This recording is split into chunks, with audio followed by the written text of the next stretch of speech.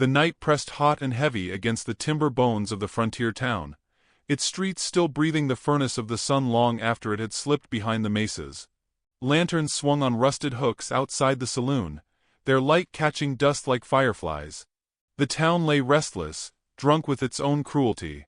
And on the edge of the livery, in the lee of shadow where horses shifted in their stalls, a woman crouched, thin arms wrapped around a bundle that whimpered. Her face was hollow from hunger, her hair straggled loose, and her dress bore the tears of too many alleys. She pulled her child closer, as if flesh alone could bar the night from swallowing them. Boot steps scraped the boards. A laugh, sharp and mean, rolled across the empty street. Then more footsteps, boots with spurs, boots that dragged as if soaked in whiskey. A cluster of men spilled from the saloon, voices high with liquor. They saw her. The laughter changed. The baby's whimper rose to a cry, desperate, piercing. She tried to shrink smaller, but there was no smaller left. "Well, look here," one of them drawled, weaving on his feet, a hat pulled low over eyes that glinted like wet coal. "Stray dog with a pup." Another spat in the dirt. "Oughta clean the street of trash like this." Their circle tightened, shadows long under the guttering lanterns. One reached out with a grubby hand, catching the edge of her shawl. She jerked back, clutching her child, but the hem tore in his grip. The baby screamed louder. The sound only stoked their mirth. Her voice broke from her throat in a plea that carried no weight in that place. "Please." It scattered like dust. The men leaned closer. One shoved her shoulder, enough to rock her against the wall. The child slipped in her arms and she scrambled, pressing him against her chest, her own body a thin shield. Their laughter thickened, rolling like storm clouds, edged with violence. A boot raised as if to stamp her down. A shadow detached itself from the darker mouth of an alley. Silent. Broad. It moved with the inevitability of thunder. The men didn't notice at first, drunk on their hunt. But she did. Her eyes darted upward, catching the form of a man. No, more than a man. He stood taller than any she had known, shoulders broad as the barn doors behind him, hair long and black as raven feathers. His skin bore the bronze of 1,000 suns, his chest crossed with leather and bone. An Apache. His gaze was steady, carved from stone. He did not speak. The first man swung his boot. It never landed. A hand, swift and unyielding, caught his ankle midair, yanking him to the ground like a sack of meal. Dust spat upward. The others spun, curses ripping from their throats. The Apache moved among them with a silence that was more terrifying than any roar. Fists met jaws, bodies crashed against posts. A knife flashed, then clattered away into the dirt. One man lunged with a bottle. It shattered across the Apache's forearm, but he did not flinch. His elbow found the drunk's ribs, folding him. The street filled with the harsh music of violence. Bone, breath, boots, and the thin, high cry of a child. She huddled against the wall, trembling, unable to move, eyes wide as lanterns swung and shadows danced. The Apache's face never shifted from its mask of calm. He struck, blocked, hurled, each motion efficient, final. One by one the men fell, groaning, choking on dust. A last one scrambled to his knees, spat blood, and fled limping into the darkness, his curses trailing thin. The silence that followed was broken only by the child's sobs. The Apache stood over them a moment longer, scanning, his breath steady as if he had merely shifted a load of hay. Then his eyes lowered to her. The weight of that gaze pinned her where she crouched, half prostrate on the boards, clutching her child. She expected judgment, perhaps scorn, perhaps even the back of his hand. Men were predictable in such things. Instead he knelt, slow as an oak bending in the wind. His massive hands, scarred and strong, reached not for her but for the baby. The child's sobs faltered at the sight of him. Gently, impossibly gently, he touched a finger to the infant's cheek. Then he looked at her again. His voice came low, rough like stones in a creek. "No harm. With me." She blinked, stunned. Her lips parted but no words came. He gathered her and the child in his arms, as though they weighed no more than a sack of corn. Her protest died in her throat. She could smell him. Smoke, leather, the wild resin of cedar. His chest was solid, and for the first time in weeks, she felt the thrum of strength not bent on cruelty but bent against it. He carried them away from the broken men, and the titter of doors cracking open to gossip. The town watched in whispers as the giant Apache strode through its center, burden of woman and child clasped against him. Not one dared follow. His steps struck the earth with the cadence of finality, and the night closed behind them. Out beyond the last shacks, where the prairie began its wide silence, he turned toward a structure sagging with age. An abandoned barn, gray boards leaning but still holding. He pushed the door with his shoulder. The smell of old hay and earth swallowed them. He set her down in the shadowed straw, her baby still clutched to her breast. She tried to speak, thanks or fear or something between, but only a cracked whisper came. He stilled her with a glance. Then, without another word, he crossed to the far wall and struck flint. A tiny flame blossomed, caught on a stub of candle left by some forgotten hand. Light painted the barn in amber strokes. For the first time in months, she was not under the open sky, not pressed by strangers' boots or jeers. Her child quieted, soothed by the hush that filled the barn. She drew a trembling breath. He stood watch at the doorway, framed by the crack of starlight. A sentinel carved from the earth itself. She realized then that she did not even know his name, yet her fate and her child's had been altered by him in a single night. Her head lowered to the straw. Exhaustion pulled her under, though fear still coiled in her belly. The last thing she saw before sleep claimed her was his silhouette against the door, broad and unmoving, as though nothing in the night could pass his guard. But outside, in the dark streets they had fled, whispers traveled fast. The men he had broken would not stay broken long. And the ranch foreman whose leash they bore had a temper that cracked bones. The woman did not yet know it, but this rescue was only the beginning of a storm that would chase them both into blood and fire. Morning crept through the broken slats of the barn, laying stripes of gold across the straw. Dust rose in tiny motes, drifting as though time itself had slowed. The woman stirred where she lay curled, her child pressed to her chest, and for one fragile instant she did not remember the alley or the fists or the fear. She breathed hay, wood, and the faint resinous smoke of embers dying in a corner. Then memory rushed back and her eyes flew open. The Apache sat not far, cross-legged in silence, the long blade of his knife drawn steady across a whetstone. The sound was soft but unyielding, like bone against rock. His face was still, unreadable, the candle from the night gone cold at his side. He had been there the whole time, she realized.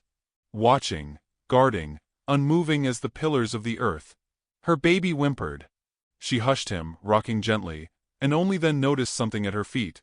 A tin cup of water, half filled, and a strip of cornbread wrapped in coarse cloth.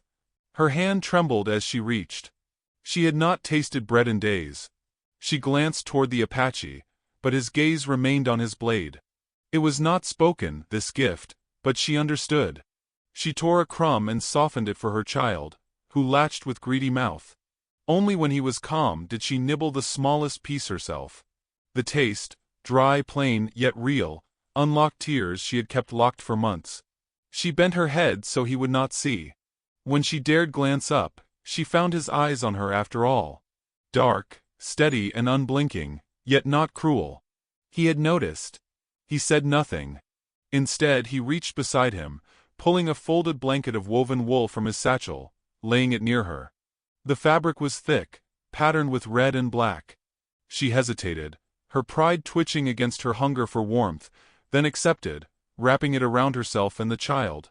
Its weight pressed her into stillness. Her breathing slowed. She studied him in the hush that followed. The breadth of his shoulders, the scars marking his forearm, the way his hair fell like night down his back. He was not young like the reckless boys she had known, nor soft like the town men who jeered behind drink. There was gravity in him, as though the earth itself had poured its patience into his veins. She could not read him. But something in the set of his jaw told her he carried burdens of his own. She tried once to rise, meaning to leave. Pride again. To run before gratitude bound her too tightly. But her legs, weak from nights of hunger and days of fear, betrayed her. The child coughed sharply, breaking her attempt. She froze, panicked, rocking him to ease his chest. The Apache was at her side before she could protest. From his pouch he drew a bundle of dried leaves, crushed them into a clay cup, and poured hot water from a small tin kettle set discreetly on coals she had not noticed. He offered the cup. She blinked at him, suspicion warring with desperation, then took it. The steam rose sharp, earthy. She tipped a drop to the child's lips, watching as his breathing eased, his cough softened. Relief flooded her, so sudden it made her dizzy. She looked up again, but he had already retreated to his post against the wall, silent as stone. The hours of daylight stretched, marked only by the shuffle of the horses outside, the creak of timber, the whisper of the wind beyond the barn. She dozed and woke, her child nestled against her heartbeat. Each time she woke, he was still there. Sometimes whittling, sometimes repairing his horse's tack, sometimes simply watching the door with a hunter's patience. He seemed to need no rest. That watchfulness was its own kind of speech. It told her, "You are safe for now." When dusk approached, clouds began to build on the horizon, their bellies bruised purple. The air thickened, pressing against the boards of the barn.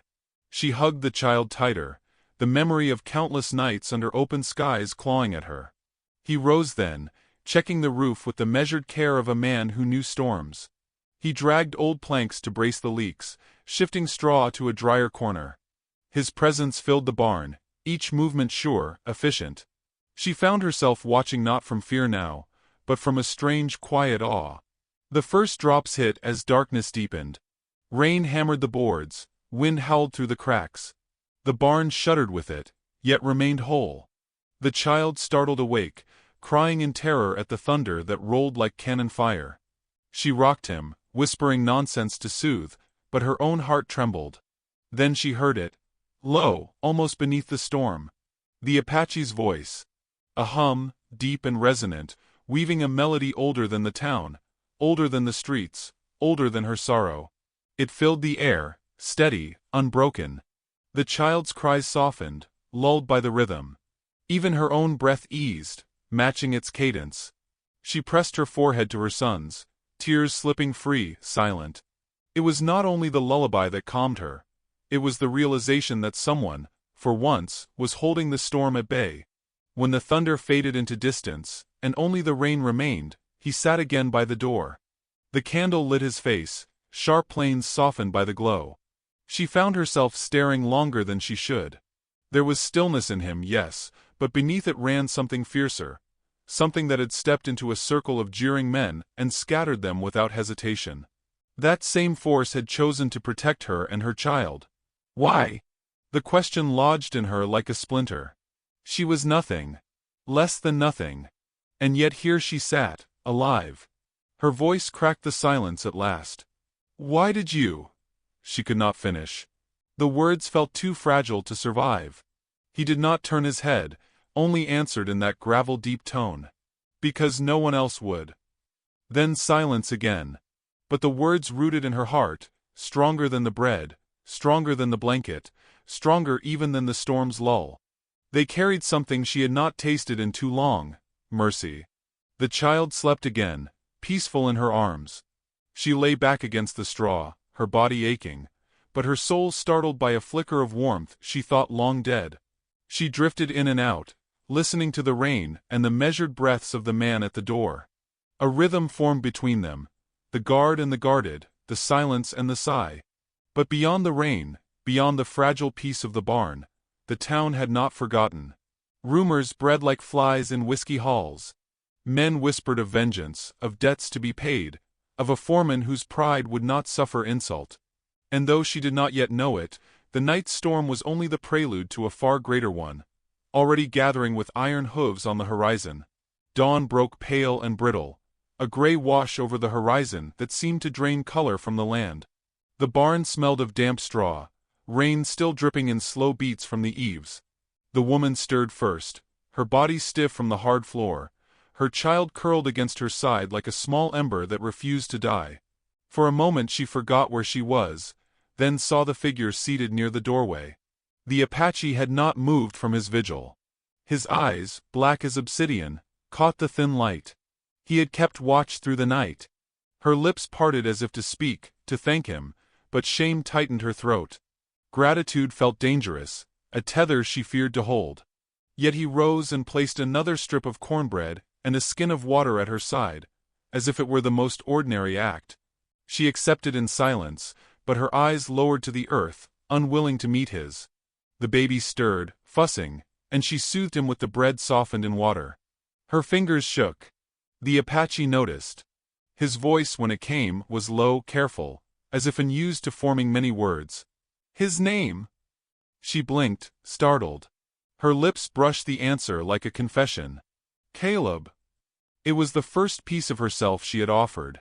The sound of it hung fragile in the air, and something softened in his gaze before he looked away again.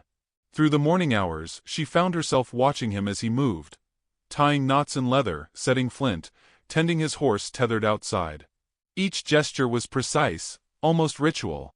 Yet behind that stoicism lingered questions she had not allowed herself to face. Why had he intervened? What would he demand in return? The silence pressed until it cracked. She spoke, voice brittle. "I had a husband once." She did not look at him, only at the child in her lap. "He drank, gambled. When there was nothing left to sell but me, he left me in the street. His kin said I was a curse, not worth their food." Her breath shivered. "They called me unfit. Said my boy would grow like a weed in the gutter." Her words faltered, but the barn seemed to hold them, as though the beams themselves bore witness. The Apache did not answer. His stillness was not indifference, but something weightier, a space in which she could spill truth without interruption. She surprised herself by continuing. "I begged once in the church. They turned me out. Said my kind don't belong with them. Said a woman who can't keep her husband has no place under God's roof." Her cheeks burned. She pressed her face into Caleb's hair, his small warmth anchoring her. She had not meant to say so much. Yet it had slipped free, as though some gate had opened inside her. The Apache's hand moved then slow. He reached into the pouch at his belt, and drew out a strip of leather, bound with beads. He laid it on the straw between them. Not touching her, not forcing, only placing it there. A token, a reminder that brokenness did not erase worth. She stared at it, unable to lift her hand. The door creaked. She startled, clutching Caleb close.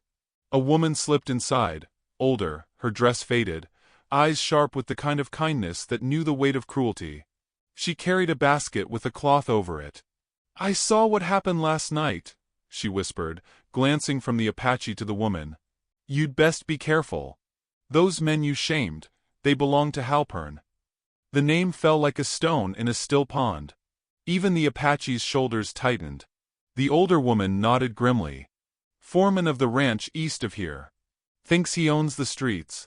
Thinks he owns everything. Word is, he's sending men. Says nobody makes a fool of him." She set the basket down, bread, a wedge of cheese, a strip of dried meat, and touched the young mother's arm gently. "For the boy." Then, with a look toward the Apache, she slipped out again into daylight. The silence after her departure was heavier than before. The woman felt it coil inside her like a snake. She whispered, almost to herself, "He'll come for me. Men like him don't let go." Her eyes found the Apache, seeking answer. He only tightened the strap on his rifle and nodded once. There was no fear in him, but there was readiness. As the day stretched, the air thickened with waiting. He prepared without words, oiling the rifle, checking his knife, setting water in a bucket, showing her with a tilt of his head where she might hide with the child if need came. His certainty steadied her even as dread gnawed her bones. She could not remember the last time someone had planned her safety. When the sun sank low, throwing copper light across the fields, she sat beside the fire he had built, watching Caleb sleep. "Why?" she asked finally. Her voice trembled but held. "Why help me? You could have walked away." The Apache's eyes lifted to hers, shadows dancing in their depths. "Because no one else would," he repeated, the same words as before, but this time weighted with something deeper. His gaze dropped to the child. "And he deserves more than the gutter." She swallowed, her throat tight. The words pierced through the shell of shame she had built. For the first time in months, she felt seen not as a burden but as a mother, as someone still capable of giving life. She pressed her hand to Caleb's small back, tears slipping silent down her face. The fire crackled, throwing sparks. Outside, a lone coyote howled across the darkening plain, the sound sharp and mournful. She shivered. The Apache rose, stepped to the doorway, and scanned the horizon.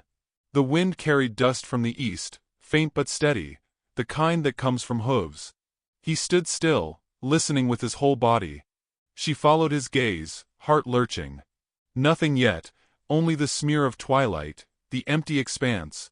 But his jaw hardened, and she knew he heard what she could not. Trouble was coming. She clutched Caleb to her chest, whispering his name as if it might shield him. The Apache closed the barn door with deliberate calm, sliding the iron bolt into place. The firelight caught the scar along his cheek as he turned back, a line etched by some old battle. His eyes met hers across the gloom. "They are coming," he said. The words hung heavy, undeniable, the first true crack in the fragile sanctuary they had built. The night settled heavy over the land, a silence so taut it felt like the air itself held its breath. Inside the barn the fire guttered low, throwing red veins of light across the beams. The woman sat with Caleb pressed against her, his tiny chest rising in shallow, peaceful rhythm. But her peace was an illusion. Her ears strained against the dark, listening for what she feared the Apache already knew. He stood near the door, rifle across his lap, his face carved into stone. The scar on his cheek glimmered faintly when the fire caught it. He had said nothing since the warning. His stillness was not calm but readiness, like a bow drawn and waiting for release. She wanted to speak, to break the silence with something human, but her voice seemed too fragile. Her hands smoothed the blanket around her boy, though it did nothing to smooth the quaking in her belly. Then it came, the faintest tremor beneath the earth. Hooves. Not many at first, but steady, deliberate. The sound thickened, multiplied, grew until the boards of the barn quivered in their sockets. Caleb stirred, whimpered in his sleep. She hushed him quickly, pressing his face into her shoulder. Her heart battered her ribs, but the Apache rose without haste. He slid the bolt on the door free, and opened it just a crack. A sliver of moonlight painted his face silver. In the distance, torches bobbed like wicked stars, a trail of riders cutting across the dark plain. Dust rolled ahead of them, low and gray. The sound of laughter and shouted curses carried on the wind. She caught her breath, bile rising in her throat. The Apache closed the door, locking it again. He moved then with the efficiency of ritual, checking his rifle, laying his knife on the table within reach, adjusting the strap across his chest. He said no words of comfort. He knew they would be false. Instead he pointed with two fingers toward a shadowed recess of the barn, where straw had piled thick. She understood. "Hide." She shook her head, whispering, "I can't leave you." His eyes met hers, firm, unyielding. "For him," he said, tilting his chin toward Caleb. Her throat closed, but she obeyed, carrying her child into the straw, curling her body over his. The hay scratched her skin, the scent dry and sharp, but she hardly felt it. Through the cracks she watched him take his place, a single figure before the door. The hooves thundered closer. Torches flared against the walls. A voice outside, loud and slurred with anger. "You in there? You think you can lay a hand on my men and walk away?" Another laugh followed, cruel. "Hand over the whore and her brat. Then maybe I'll let you keep your scalp." Silence from within. The woman clutched Caleb so tightly he whimpered again. The door shook as a fist pounded it. "Open, savage." The Apache did not move. He let the pounding come again, harder. Then with the swiftness of a hawk, he swung the door wide. Dust and torchlight flooded in. 5 riders sat mounted, their faces lit with fire and fury, and behind them a thick-bodied man with a gray beard and a whip at his belt, Halpern. The moment hung suspended, every sound sharpened. Horses snorting, leather creaking, the crackle of torches. The Apache stood framed in the doorway, tall, shoulders squared, rifle in hand. Halpern sneered. "You think one man can stand against me? Against mine?" His gaze slid past him into the gloom, toward the straw where she hid. "I don't know what you see in gutter trash, but she belongs to me. Everything on this street does. Her blood froze. She curled tighter around her boy, biting her lip until it bled. The Apache lifted his rifle slowly, not toward the men, but toward the night sky. He fired once. The shot cracked like thunder, echoing across the plain. The horses reared, men swore, the torches wavered. In that instant of chaos, he dropped to one knee and fired again, this time true. The lead rider toppled backward, his torch scattering sparks as he hit the earth. The barn exploded with sound. Guns roared, horses screamed, dust and fire tangled in the air. The Apache moved with terrifying precision, his rifle barking, each shot finding its mark. He was a wall of flesh and will, unyielding, his figure illuminated in strobing bursts of gunfire. She pressed her child against her chest, every report slamming into her bones like hammer blows. But numbers pressed hard. A rider crashed through a sidewall, splintering boards, lunging for the straw. She screamed despite herself, clawing at the hay, shielding Caleb. The man's hand grabbed her wrist, then jerked away with a shout as the Apache's knife buried itself in his shoulder. He fell back, howling. The Apache stood between her and the breach, knife in hand now, blood slicking his forearm. Halpern bellowed, rallying his men, spittle flying in the torchlight. "Kill him!" He lashed his whip, striking his own horse into a charge. The beast lunged through the doorway, bearing him like a demon. The clash came fierce. The Apache met him head-on, steel against whip. Sparks flew as the blade caught leather. The whip coiled, cracked, lashed his arm, tearing skin, but he did not falter. He seized the leather, yanked hard, pulling Halpern half from the saddle. With a roar, he drove his fist into the man's jaw, sending him sprawling into the dust. The remaining riders wavered. 2 lay dead, another wounded, their torches smoldering in the dirt. The storm of dust and noise ebbed, leaving only the pant of horses and the groans of the fallen. Halpern pushed himself up, face bleeding, eyes burning with hate.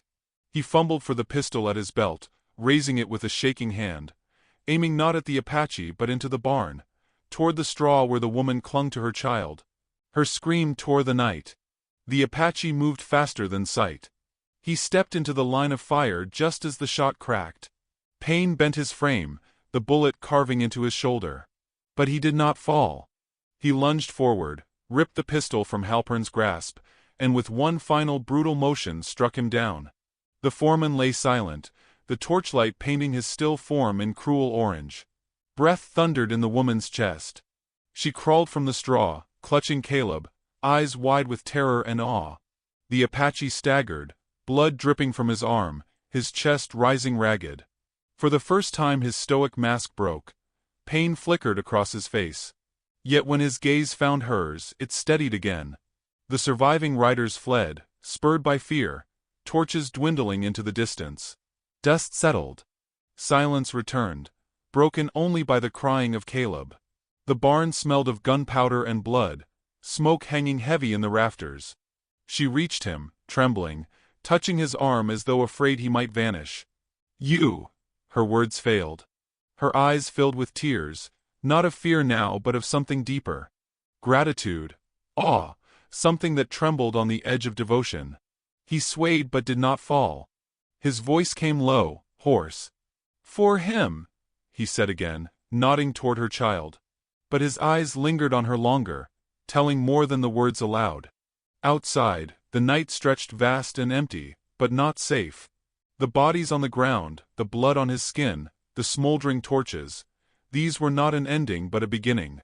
Vengeance had been answered, but vengeance has kin, and the kin of Halpern would not rest. The woman felt it as she pressed Caleb close. Safety was bought, but only for now. The fire crackled, the wind carried the smell of rain returning, and in her heart bloomed both terror and the faint, trembling seed of something she dared not name. The barn lingered in silence after the storm of violence, every corner still haunted by the smell of powder and blood. Smoke curled faintly upward where torches had scorched the walls, and outside the bodies of men lay scattered like broken tools abandoned in the dirt. The woman sat with Caleb cradled against her chest, rocking him gently until his cries thinned into hiccuping breaths. Her hands shook, not from weakness but from the echo of terror, from the sight of death so close, from the realization that their survival had been carved out of the night by one man's will. She looked at the Apache, and something inside her shifted. He stood near the doorway, though his stance was no longer the unbreakable line it had been. His left arm bled freely, his breath came shallow. Yet his eyes still watched the horizon, steady, refusing to betray pain. She rose, hesitant at first, then crossed to him, every step trembling but determined. Without asking, she took his arm, guiding him back to the straw. He resisted, pride stiff in his posture, but her gaze was unrelenting. Finally he sat, and she knelt beside him. Her hands, though raw and dirt-stained, moved with surprising care as she tore cloth from her own dress to bind the wound. Each touch was deliberate, every knot in the makeshift bandage tied, as if it bound not only flesh but the invisible thread between them. He did not flinch. Their silence was thick, but no longer empty. It brimmed with something unspoken, building with each heartbeat. When she finished, she sat back, tears burning her lashes. "You shouldn't have taken the bullet," she whispered. Her voice wavered, heavy with both accusation and awe. "If you had fallen," she broke off, pressing Caleb tighter to her. His eyes, dark as canyon depths, met hers. "Better me than him," he said simply. His gaze shifted to the sleeping child, then back again. "You carry his life. I only carry pain." The words struck her, heavier than any blow. She saw now that beneath his stoicism was not emptiness, but a man who bore wounds invisible, carved from a world that had given him little mercy. She wanted to ask about them, but her throat tightened. Instead she laid her free hand gently on his. His fingers twitched, then closed over hers, rough and scarred yet careful, as though afraid to break something fragile. The night ebbed slowly into dawn, pale light seeping through the cracked boards once more. With it came a strange peace. The danger had not vanished, but it felt farther, beaten back for the moment. She stepped outside into the new morning, Caleb bundled in the blanket against her chest. The air was cool, washed clean by the earlier rain. The Apache followed, his arm bound, his movements slower but still carrying the weight of presence. The plain stretched endless before them, gold grasses bending in the breeze. She turned to him, the wind lifting her hair from her face. For the first time she allowed herself to meet his gaze without fear, to hold it steady. "What will become of us now?" she asked, voice steady but soft. The question held more than survival. It carried the raw plea of a woman who had known nothing but rejection, asking whether she might finally be given a place to stand. He studied her in silence, as he always did, the stillness of mountains inside him. Then he spoke, the words measured but certain. "You are homeless," he said. His eyes lowered to Caleb, then back to her. "I need an heir." The bluntness struck her like cold water. Her lips parted in shock, then closed again. She stared at him, torn between disbelief and something that made her heart stumble. Was it pity? Duty? Or something deeper he could not yet name? Her chest rose and fell as she wrestled with the weight of the offer. Caleb stirred, reaching a tiny hand outward. His small fingers brushed the Apache's wrist. The warrior froze, then turned his palm upward, letting the child's hand curl around his thumb. The sight pierced her deeper than words could. Her heart cracked open in a way she had not thought possible, because it was not just survival he offered.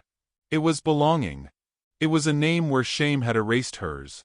It was a chance for her son to grow beneath a man's shadow who did not use strength for cruelty, but for shelter. Her breath caught, and tears traced her cheeks silently. She nodded, the motion small but absolute. The Apache's face shifted then, the barest flicker of warmth crossing his stern features, as though dawn itself had touched him.